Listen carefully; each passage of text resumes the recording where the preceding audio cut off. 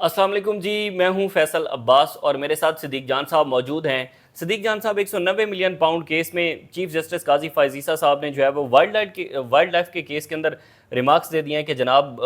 لوگ تو 190 million pound case بھی کھا جاتے ہیں، 190 ملین پاؤنڈ کھا جاتے ہیں۔ ہاں، اور اس کے بعد تو اب ظاہر ہے بہت سی ڈیولپمنٹس ہو گئی ہیں۔ اس کے بعد تو علیمہ خان صاحب اور پی ٹی آئی والے گئے سپریم کورٹ میں قاضی صاحب کے خلاف درخواست دینے، اور وہ قاضی فائز عیسیٰ صاحب جو بڑی شفافیت کی بات کرتے ہیں، جو کہتے ہیں کہ اگر کسی کو مسئلہ ہے تو آ کے میں بتائے، ہمارے سامنے کھڑے ہو کے بات کرے، اور حالت یہ ہے کہ آپ کے خلاف ایک درخواست سپریم کورٹ میں دائر نہیں ہو سکتی جس میں فیکٹس کو کلیئر کیا گیا ہے، جس میں آپ کو بتایا گیا ہے، جس میں آپ کو آئین پڑھایا گیا ہے، جس میں آپ کو قانون سکھایا گیا ہے، جس میں آپ کو اخلاقیات بتائی گئی ہیں کہ جب کوئی کیس نچلی عدالت میں چل رہا ہو اور ڈیسائیڈ ہونے والا ہو تو پھر اس طرح کے ریمارکس نہیں دیے جاتے۔ دیکھیں قاضی صاحب، یہ بات تو طے ہے کہ قاضی صاحب عمران خان کے خلاف کھل کے آ گئے، اور عمران خان اور قاضی صاحب کی جو لڑائی ہے نا وہ آخری مرحلے میں داخل ہو گئی ہے، اور عمران خان اور قاضی فائز میں سے ایک بندہ رہے گا اگلے 3-4 ہفتوں میں سے۔ یا عمران خان رہے گا، مراد یہ ہے کہ یا عمران خان کو کے حوالے سے یہ ایسے ڈیمیجنگ 2-3 فیصلے دیں گے کہ کوئی بہت ہی مشکلات کھڑی ہو جائیں گی عمران خان کے لیے،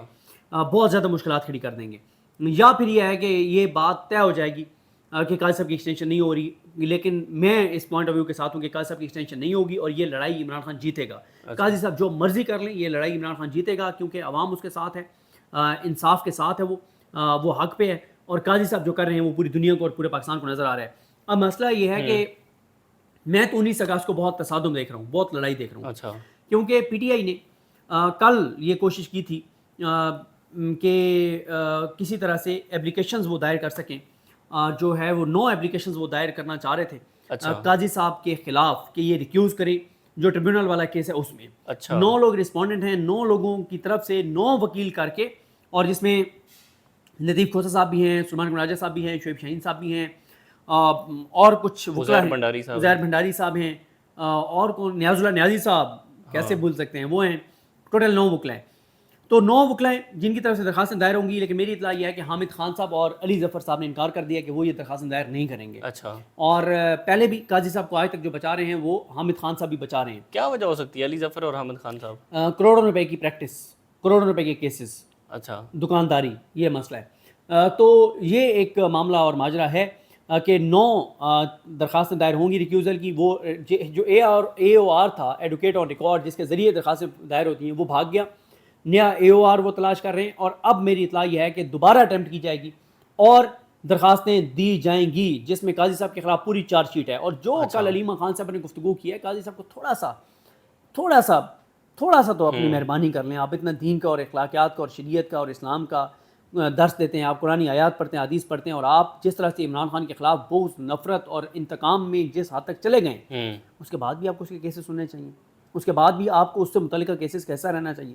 لڑائی بہت پڑے گی 19 کو، میں دیکھ رہا ہوں تصادم دیکھ رہا ہوں، لڑائی دیکھ رہا ہوں، ہلچل دیکھ رہا ہوں سپریم کورٹ میں،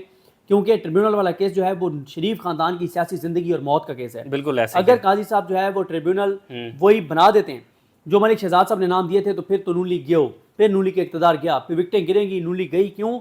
30 اگست تک تو ویسے ٹریبیونل نے فیصلے کرنے ہیں۔ اب اگر 19 اگست کو یہ آ جاتا ہے کہ ٹھیک ہے وہی ٹریبیونل ہوں گے جو عالیہ نیلم صاحبہ نے اگر تو وہ نام اپروو کر دیے ہیں ملک شہزاد صاحب والے، پھر تو سپٹمبر میں وکٹیں گرنا شروع ہو جائیں گی۔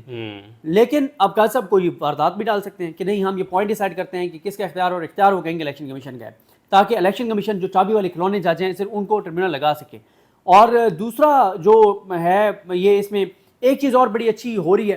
اب وہ واپس آتے ہیں یا نہیں آتے۔ پی ٹی آئی میں میری اطلاعات یہ ہیں کہ خالد جاوید خان صاحب کو لیگل ٹیم میں واپس لانے کی تیاریاں کی جا رہی ہیں، کوششیں کی جا رہی ہیں۔ دیکھیں خالد جاوید خان صاحب عمران خان صاحب کے دور میں اٹارنی جنرل پاکستان تھے، کیا ان کی رسپیکٹ تھی عدالتوں میں، چاہے وہ سپریم کورٹ ہو، ہائی کورٹ ہو، بہت ان کی رسپیکٹ تھی، بہت رسپیکٹ تھی۔ اور میں نے ایسا اٹارنی جنرل نہیں دیکھا،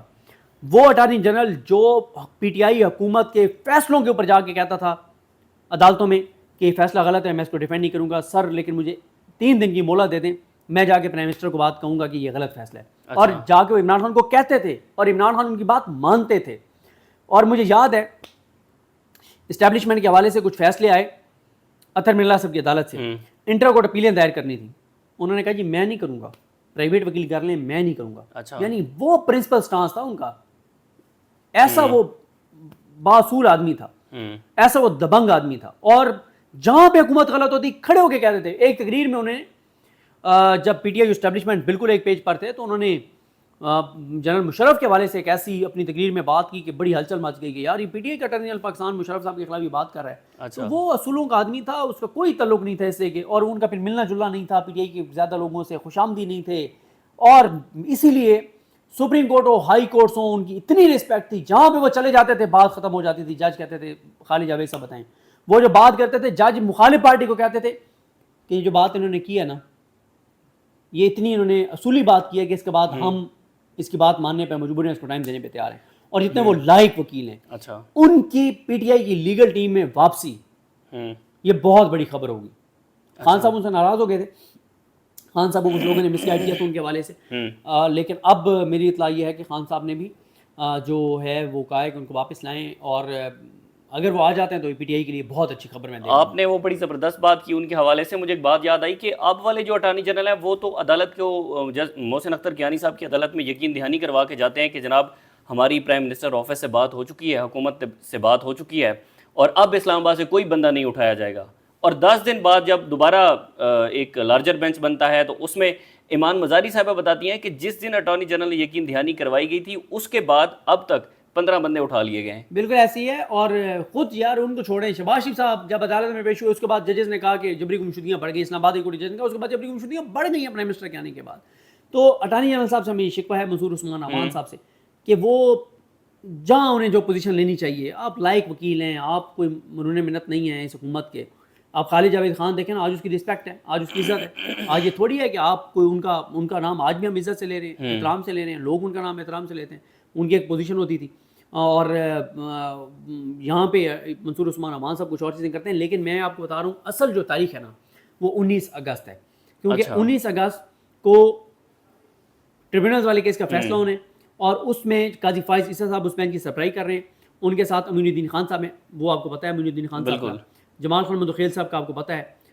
نعیم اقوان صاحب کا آپ کو پتہ ہے, ایک آزاد جج ہے اس میں, اور وہ ہیں عقیل عباسی صاحب. گو کہ جو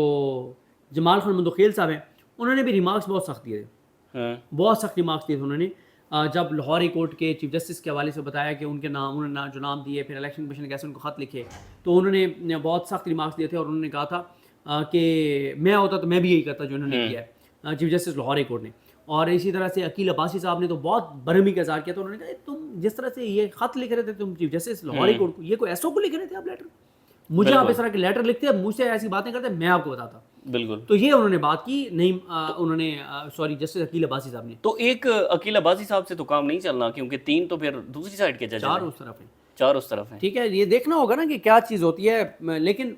مسئلہ یہ ہے کہ جب ایک ڈائسینٹ آتا ہے نا, جب ایک اختلاف سامنے آتا ہے تو ایک بار پتہ تو چل جاتا ہے نا کوئی جج ہے. جیسے اب جسٹس عقیل عباسی صاحب جو ہیں انہوں نے 2-1 سے جب فیصلہ آیا 3 نشستوں والا, بالکل 3 نشستیں دیں, تو پتہ تو چلا نا کہ ایک جج تو ہے نا جو آئین کے ساتھ کھڑا ہے, قانون کے ساتھ کھڑا ہے, اپنے حلف کے ساتھ کھڑا ہے, پاکستانی اور پاکستان کے ساتھ کھڑا ہے. تو ان کی تعریف ہوئی, اور باقی سب کو پتہ ہے آج کل کون سا جج ہے. اور آپ دیکھیں یہ جو بلوچستان کے ججز ہیں, قاضی فائز عیسیٰ صاحب, جمال خان مدخیل صاحب, نعیم اقوان صاحب, ان کے بارے میں علی احمد کرد کی رائے پڑھیں آپ کہ علی احمد کرد نے کیا رائے دی, علی احمد کرد کیا کہہ رہے ہیں ان کے بارے میں, کہ کیا کر رہے ہیں. علی احمد کرد بہت مایوس ہیں,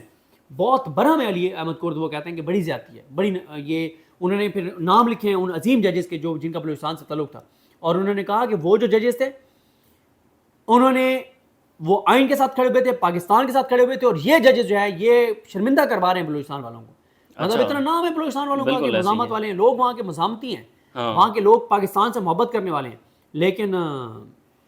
بلوچستان والے ججز کی حالات آپ دیکھ لیں. یہ جو 9 ریکیوزل ہیں ان میں سے کیا آپ کو لگتا ہے کہ قاضی فائزہ صاحب جو ہے وہ بیک فٹ پر چلے جائیں گے, یا کہیں گے کہ ٹھیک ہے جی اب تو 9 درخواستیں آ چکی ہیں, نہیں کریں گے ریکیوز. وہ ہو سکتا ہے برہم ہو جائیں, ان کو شوکاز کر دیں اور کہیں کہ میں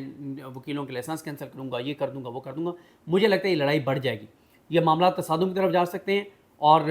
بہت وہاں پہ چیزیں بہت خراب ہو سکتی ہیں. اور میں تو یہ دیکھ رہا ہوں کہ بڑی ہلچل ہوگی. ویسے اس دن فیصل بھائی آپ بھی ہائی کورٹ نہ جائیے گا, سپریم کورٹ آئیے گا, اس دن سپریم کورٹ میں سماعت دیکھنے والی ہوگی. ویسے بھی میرے خیال 11:30 بجے تک آپ کی ہائی کورٹ میں ہو جاتے ہیں, اور زیادہ بڑے کیس ہائی کورٹ میں اب بڑا کیس جو ہے وہ میرے خیال 21 اگست کو عمران خان صاحب. بالکل ایسا ہی ہے. اب تو ویسے بھی ہائی کورٹ جانے کا بہت زیادہ دل کرتا ہے, کیونکہ ہائی کورٹ سے بہت ٹھنڈی ہوائیں ہمیں ملتی ہیں. بہرحال دوسرا بڑا اہم ترین معاملہ ہائی کورٹ کے اندر یہ ہے کہ چیف جسٹس عامر فاروق صاحب نے 25 जुलाई को इलेक्शन कमीशन के हवाले से जो तहरीक इंसाफ ने चैलेंज कर रखा था ट्रिब्यूनल का मामला, वो आमिर फारूक साहब ने जो है उस पर फैसला महफूज किया हुआ है, बल्कि उन्होंने कहा था कि वेट फॉर ऑर्डर है, यानी कि वो आज सुना देंगे या कल सुना देंगे, लेकिन 25 जुलाई से लेकर आज तक उन्होंने उस पर अपना कोई फैसला नहीं सुनाया। यानी कि इस्लामाबाद की जो 3 नशिस्तें हैं वो बहुत ही अहमियत की हामिल हैं इस हुकूमत के लिए, तो वो भी अभी आमिर फारूक साहब दबा कर बैठे हुए हैं, क्योंकि जस्टिस तारिक महमूद जहांगीरी साहब इस केस को सुन रहे हैं, और ज़ाहिर है अगर वो फैसला कर देते तो उसके बाद तारिक महमूद जहांगीरी साहब ने 30 अगस्त तक, जैसा सदीक जान साहब कह रहे थे, तो उन्होंने वाइंड अप कर देना था। बहरहाल इससे जुड़ी और जो भी तफसीलात होंगी आपके साथ शेयर करते रहेंगे। इजाज़त दें, अल्लाह हाफ़िज़।